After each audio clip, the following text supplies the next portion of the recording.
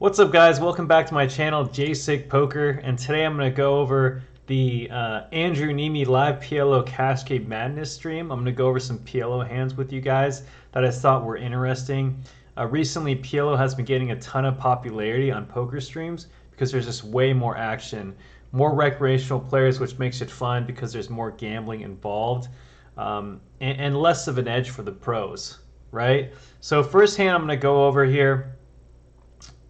We get, let's see here, Ben limps in with ace king 10-9, Pistol Pete limps in as well.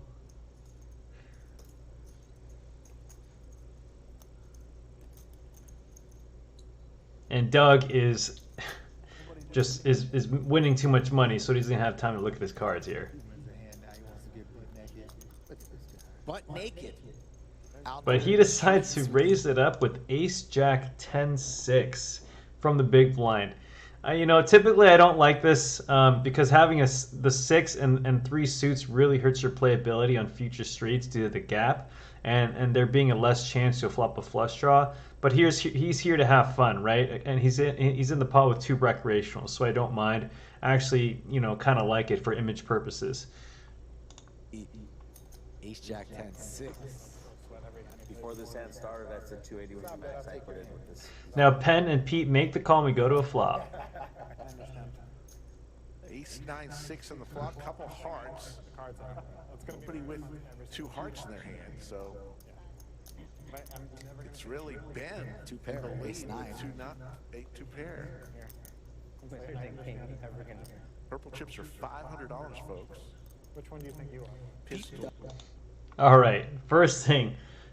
Flop comes ace 9-6 with 2 hearts, and interestingly, Pete leads out pot with his ace and king heart blocker. I don't like it because if he had pocket aces, he would have most likely back raised pre or raised pre in the first place. So now it just looks really suspect, like it's some sort of draw. But now Nick is put in an awkward position with top and bottom pair, you know, because if he's versus, you know, ace 9, what is he gonna do, right? And versus big draws, he's not doing that well against. He might be a slight favorite. That's right. Let's see what he does. The ace king, so looking to make moves on future streets. Also has ace king to work with. As Ben eyes up his stack with top 2, I imagine we're getting it in right now.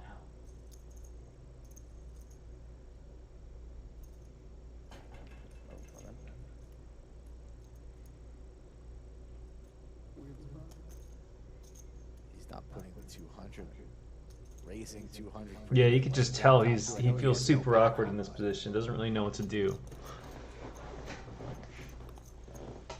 because he's thinking, why did you just flatten? Now you're potting. What are you representing, right? He can have a hand like 6, 7, 8 with 2 hearts, just king high hearts, something like that. But he's not going anywhere. Here we go. Buckle up.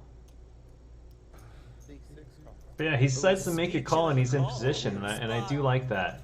Call.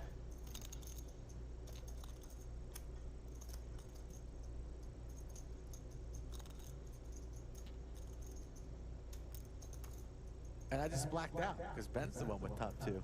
Now, if you're Ben here, you just, you know, you just got to get it in here. Ace jack or ace 6 bottom 2 pair. Yeah, I mean, if you're Ben, you got to get it in here. Doug just flatted. He's not going to just flat with top set aces. Pistol Pete just flatted pre. He probably doesn't have pocket aces either, and you got to protect your hand. You're out of position. Stack to pot ratio. You know, there's going to be a ton of bad turns for you versus 2 players. You're not going to know what to do. So it's best to just pot it and get it in here. It doesn't make sense to just flat. We're all over the place on this hand. These rules, all these rules. So it looks like he's just going to call here. He does. So we're going to go to the turn. Yeah, that being said, he does just flat, and I hate it. You know, I really don't like it. I would rather just get it in. You know, you want to deny equity versus other hands. Chances are you got the best hand, just get it in, you know? Got Doug and Ben mixed up. That's my apologies, my bad, chat. Take it easy on me. And Pete's burping again. Pete is back. All right, now before we go to the turn, now what is good about Pistol Pete's hand is that if a heart does come on the turn, he can now potentially bluff two guys out of the pot that have him beat and win a ton of dead money, which is another reason why you want to get it in if you're bent, so they don't have the opportunity to bluff you. And now Doug's going to be in a real tough position on almost any turn card, but again, at least he's in position. There's the jack, so now Doug has a better two pair. Like I mentioned, Doug had top two the entire way. Maybe I just knew it was coming. Already 34.80. I will also check. Pot, there we go, 34.80. Yeah, so turn comes and Ben lets Doug get there. Obviously, Doug decides to pot here. In my opinion, Doug is a good player. He seems like a fun player as well. He's a good aggressive player, and I think he would do really well versus recreational players because he gives action, he's aggressive, but he also knows when to fold, which is how you're going to make the most amount of money versus recreational players in PLO. You got to play a little more hands.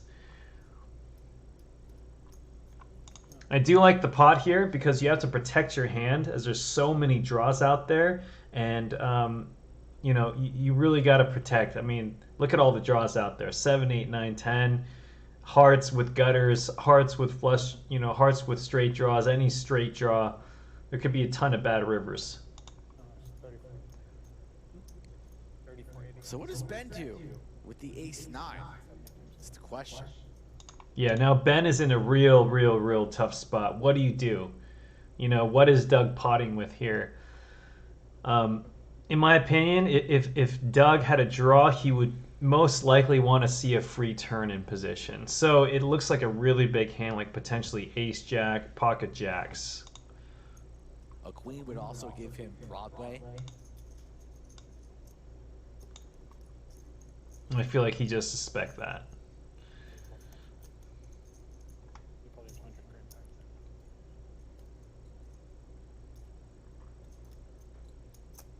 Tricky.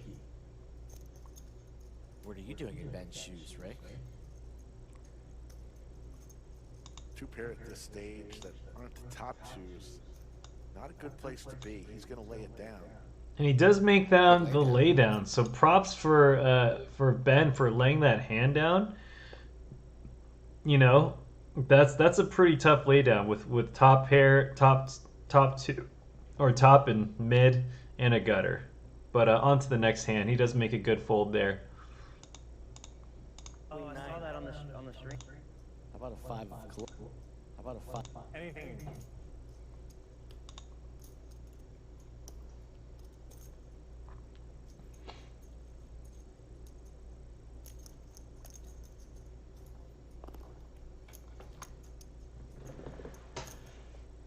Speaking of the 10-8. All right, guys.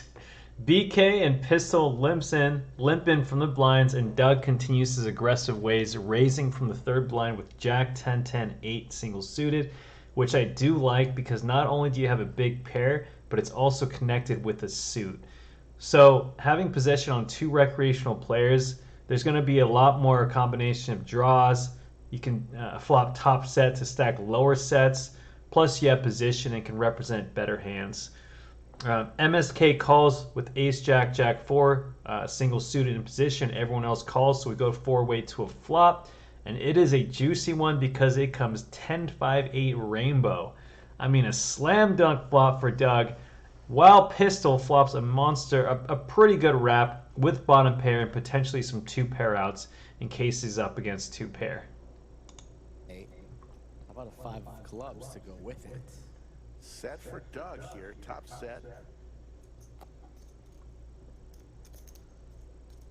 Really hot start for him in the 6th seed. Don't know much. All right, so Pistol Pete lids out for half pot, $500. And I actually prefer to check 4-way because there's a lot of hands that can dominate you here, like Queen Jack 10, 9, Queen Jack 10, 8, 10, 8, 7, 9, Jack Jack 9, 10. Higher straight draws with higher pairs, right? So you really don't want to bloat the pot 4-way. But he's here to gamble, and now Doug, obviously having top set, you can imagine what he's going to do. Adam recently moved here from Florida. Apparently his middle name is Action, and he enjoys the 4-card Pot Limit Omaha racing. BK's gonna let this one go.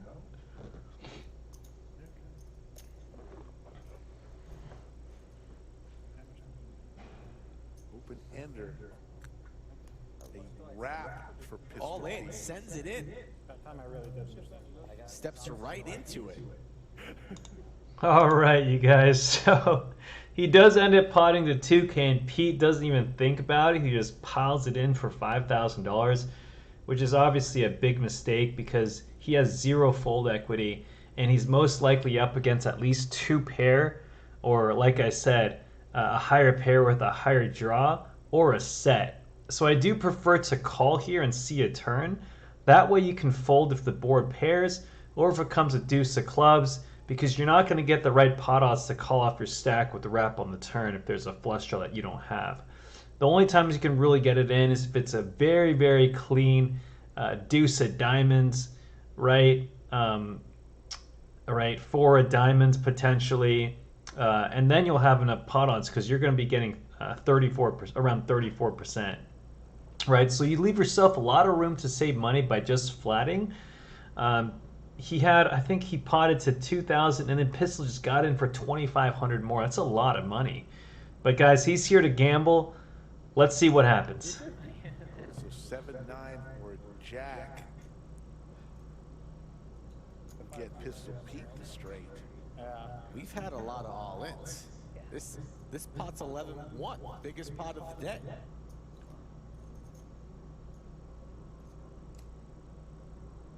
Running it twice. I don't know. I hope it's for him. First board locked up for Doug as he boats up on the turn. 10's full of 8s. That is a really bad river for Pete because that kills a lot of his outs right there. It's straight on that board, but it's no good. It's actually a good card for Pete. Ooh. And a scoop for Doug. Both boards. Yeah, so unfortunately, Doug scoops 11 grand. Plus, he's got position on the recreational. He's feeling really good right now, and he's on a heater. So he's got the best seat in the house at this point. A 15,000. And Doug just is here to gamble and is here to donate some money. He obviously, can afford it at this point. But let's get on to the next hand, you guys. Getting a phone call? Jack 9 double suited. I imagine he'll make the... I'm just saying. Pair of aces double suited here. Yeah, ace, king, ace 3, diamonds and clubs. 3 bets to 1,200. I get odds on Doug winning. Oh, man. You're needed right now, bro. Nice hand for Ben, too. Jack 10, Jack 9 double suited. I imagine he'll make the call. You see a flop? Hold and hold. Wow. Unless you have a prop. I got mine. He's asked to fold and hold. Usually, the fold and hold is used just if they qualify for their prop bets. He doesn't. He's just got a pair of jacks. Four people behind me. Not that much. You got me comfortable, right? Five No, people yeah. the both position. Doug with racks, but got called out by his neighbor, so doesn't want to be a nit, but he's not going to play this one. Disappointed by it, but I understand. All right, guys. So Doug continues his aggressive ways and pots the 300 with the raggedy king for a 3 deuce with the low suit. I mean, whatever. All right. But he does make the fold to a 3-bet, which is good. Swim 3-bets pot with ace, king 3 double suited, a monster. And Ben surprisingly folds. Actually, I'm not surprised with his previous play, but he does fold a monster Jack, Jack, 9, 10 double suited, which I believe this deep you have to call because you're going to have good equity versus almost any hand. Plus, Pistol Pete is behind you. He's most likely going to be in. You really want to V-pip with Pete in there with hands like this because you can dominate hands that he has. Plus, you have position on the 3-better who most likely has aces. And there's only a small chance someone else back raises because we've seen Swim doesn't really play out of hands. People are going to give him a lot of respect, right? But at this point, we've seen Ben play very conservatively and almost scared.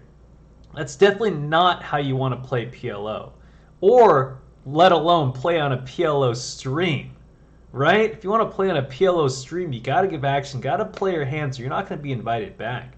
So I don't see him getting invited back to many PLO streams in the future. But Pistol Pete is feeling frisky and is ready to go big or go home. And he ends up cold calling with King, Queen, 9-3 with the Queen High suit, which is definitely a fold because you're going to be dominated by so many hands. That will 3-bet you like Ace, King, King X, Ace, Ace, King X, Ace, Queen, Queen 10, King, King, Queen, Queen. Right, and your draws are also going to be dominated a lot of the time. So this is just a pure punt and gamble by Pete, which is fine if you are just there to have fun. But obviously, if you're trying to play good, solid PLO, this is definitely a fold. And then Doug makes a wise fold as he seems to actually understand what I just told you guys, that he can't be dominated, especially 3-way. But let's go to a flop. Heads up, Swim and Pistol Pete. I would no longer like to bet on Doug for this point.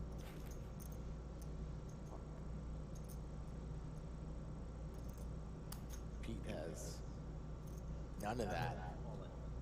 But he rips it just with a 3 and the overs, which is really garbage. Aces with the 3. Your cards are. All right, flop comes 3, 5, 7, 2 spades. Swim, obviously having a 1-to-1 stack to pot ratio, just has to pot with all of his aces. If he has a hand like Ace, King, Queen, Jack, without any spades, you can probably check fold here. That's probably the bottom of your range. And then Pistol Pete decides to go with it with bottom pair. I think if you come this far, you kind of just got to get it in and hope your 2 pair outs are going to be good against aces. Okay. But let's see what happens here. Are you live everywhere? Oh my god, you are live. You have like a monster block. But yeah, Pistol Pete is looking really bad because of the reasons I told you guys. He can have hands that dominate him. That's exactly what's happening here. His king is dominated, or they're sharing the king, they're sharing the 3, so he's stuck to chop outs. So he really can only hit a queen or a 9 here. So he's at 23%. Which is actually really good in PLO if you're a 77% favorite. Clubs gives the first one to Swim. Aces are good. That was you, right? I would have played a little different. Yeah. I mean, I can't expect you to call unless you got a hand like this. This hand was actually significantly worse. It's Goops. That's you too? Yeah. All right, so it bricks out both boards. Pistol Pete loses. I'm pretty sure he's down like 10 grand at this point, maybe more. But he decides to reload, which is, obviously good for everyone else. And good for Swim because he ends up holding after waiting for aces. Now let's go to the hand of the night, you guys.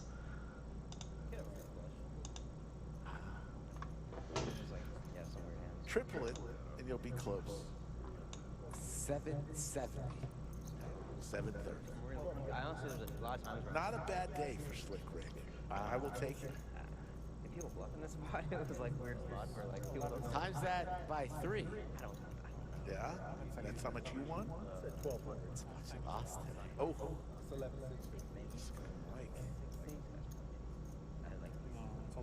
No presents for the kids this Christmas, Hanukkah season. Now then, oh.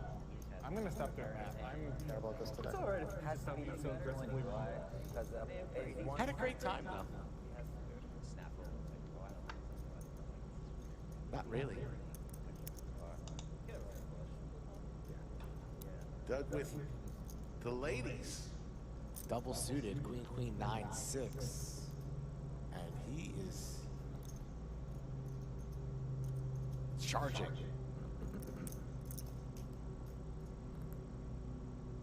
Ace 10, king 5, double suited for Ben. He is out of position against these maniacs. I'm getting my ass kicked here, but I got a horse out there and that $30 free roll, so I got my fingers crossed for him. What's your percentage? 50 Ooh. Of the whole prize pool, or? of whatever he wins. Sure, you got my sweat already, right? Yeah, I understand. Pete's in there, heads. All right, guys. So Ben continues his passive play, limps in with double suited ace king 10-5, which is 100% a slam dunk raise every single time. But you can see that it looks like he's like taking a shot at this game. You can even tell with the way he stacking his chips. They're very like uniform. He hasn't even touched them, right? So maybe he's just trying to lower the variance because Pete's behind him and likes to pot. But that being said, I mean, you just have to call that ace king 10-5. But Pete makes the smallest raise with 8-7-7-6 double suited, which is a good hand. But I would just prefer to pot it, especially if you got Ben in the pot and you got position on him. You can probably push him off a lot of hands, seeing that he's been playing very snug and conservatively. But Doug, having position on Pete and knowing his range, decides to pot with queen, queen, 9-6 double suited, which in a normal game is loose, but versus Pete, I actually love it. You have position, you have connectivity, you're double suited with the high pair, plus the stack to pot ratio isn't going to be very big, so it's going to be easier to get it in on a lot of flops. So he makes it $1,200 going after Pistol Pete, and again, Ben folds. I don't like it. Guys, when you get good hands in PLO, you have to make the most of them, especially if you're in a game with recreationals. You're going to have to gamble it up a little bit, cold call some 3-bets if people are 3-betting a lot, because there's going to be long stretches where you don't get anything playable. And in a live game, in a private game or on a stream, if you fold hands like that, you're just not going to be invited back a lot. So you got to take advantage, okay, guys? Now let's go to a flop. Up versus Doug. And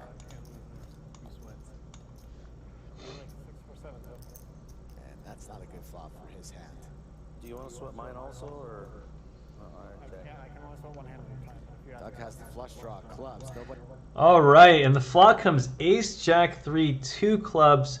Pete checks to Doug, who checks as well. Kind of tricky. But I would much rather see a bet here. You have queens, you have queen high, second nut high clubs, plus you have the significant range advantage. And even if he gets it in, check raises all in with the hand like ace, jack, or a set, a lot of times you're going to be close to 50-50, potentially even dominate some weird hands like 3, 5, 4, 6 with clubs, and you can also get a ton of hands to fold right now with equity versus yours. Hand like king jack 8-5, possibly even a hand like ace 8-10 deuce, although Pete's probably not folding an ace in this game. Plus, if you check and Pete does decide to bluff on future streets and you don't hit your club or set, you're going to be put in a really tough spot with just one pair. But he does decide to change it up and checks, possibly to trap. We'll see. Nobody with the ace. Nobody with the wheel. Pete looking for a 5-ball. All right, now the turn comes with 4 and Pete checks. I don't like it. I think if you're going to be so aggressive pre-flop, you need to try and bluff this turn. You have a gutter, you have set outs, and you also block some draws that Doug can call with. For example, Doug can have a hand like king, king 8-9, queen, queen 8-9 that will most likely fold the turn to a big bet. And if you check, it's going to be hard to represent much on a brick river. And Doug, seeing that he's a good player, will most likely hero you with one pair more often than not. But Doug checks behind, and the river comes. Does not come on the check mark for Doug with his ladies. Pete's going to bluff at it.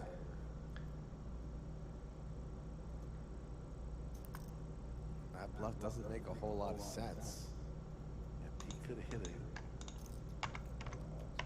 5 or a 7 on that to win the hand. He did not. Yeah, Doug also with a 9, so blocking maybe. All right. So river comes an offsuit 9, and Pete fires around 2/3 to $1,775, representing 2 pair or a slow played set, which doesn't make much sense because why wouldn't you protect on the turn 4 as it's a brick? If you had pocket aces, right, you would most likely pot pre-flop. So you know Doug is thinking this. Plus he has a 9 in his hand, which blocks hands like Jack 9 or Ace 9, which would be a huge part of Pete's value range on this river. But let's see what Doug does here. You can see him thinking and the wheels are turning. Be a set of 9s that Pistol Pete could be representing. Exactly. That scares me. It's gonna show the queen. Did you get that? Dad's like, how do we let it be so small? Think Doug's gonna make this call, Rick? Just surprised he didn't bet the flop. I think he's going to find the fold. We could have got it all in on the flop. No, Pete's doing a lot of talking, maybe too much talking now. All right, did you guys see that? Doug shows his hand, which is something I used to do to recreational players to try and get a reaction out of them. And now Pete starts talking, which is a terrible idea. He goes, we could have gotten it all on the flop. Right? He's obviously trying to make Doug think that he has a good hand here. And you can see as soon as he says that, Doug kind of winces and goes, what? And you can immediately see the wheels turning in Doug's head. And right after Pete says that, I feel like Doug had already made a decision. All right, but let's see what he actually does. But an ace would beat you. He's got a weird 2 pair they got there. Or a pair of 7s. Sorry, guys. I mean, he's up heaps, right? What's 1775? Look, 3-chin makes the call. Get paid! It's good. 9 is good by itself.